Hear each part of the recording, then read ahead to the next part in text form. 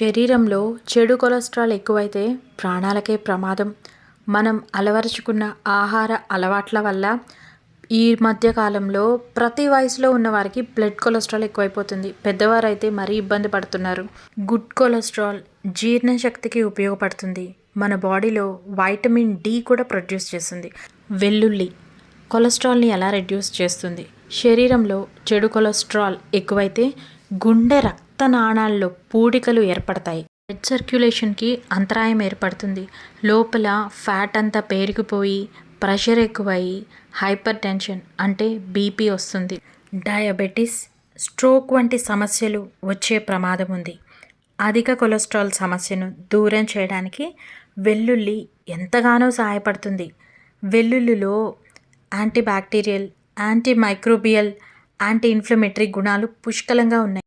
జనరల్గా ఎంటర్ అయ్యే బ్యాక్టీరియా అంటే సూక్ష్మజీవులు మన బాడీలోకి ఎంటర్ కాకుండా మన బాడీని ప్రొటెక్ట్ చేస్తుంది.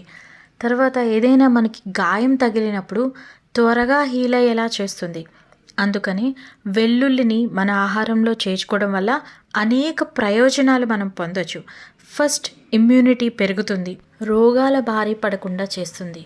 తర్వాత బీపీని కంట్రోల్లో ఉంచుతుంది.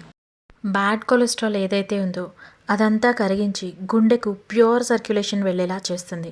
క్యాన్సర్ని నియంత్రిస్తుంది. ఆ కణాలే ఫామ్ అవ్వకుండా చేస్తుంది. షుగర్ లెవెల్స్ కనుక ఎక్కువ ఉంటే ఈ వెల్లుల్లి ద్వారా షుగర్ లెవెల్స్ తగ్గుతాయి. మనకి వెల్లుల్లి సప్లిమెంట్స్ కూడా అందుబాటులో ఉన్నాయి. అధిక కొలెస్ట్రాల్ సమస్య ఎక్కువ ఉన్నవారు రోజువారీ ఆహారంలో కనీసం 4 నెలల పాటు తీసుకోవాలి.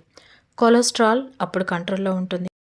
ఏవో టాబ్లెట్స్, ఏవో సప్లిమెంట్స్ బయట నుంచి తీసుకునే కంటే మన రోజువారీ ఆహారంలో ఈ వెల్లుల్లిని మనం తీసుకున్నట్లయితే చాలా అనారోగ్య సమస్యలను మనం నియంత్రించవచ్చు.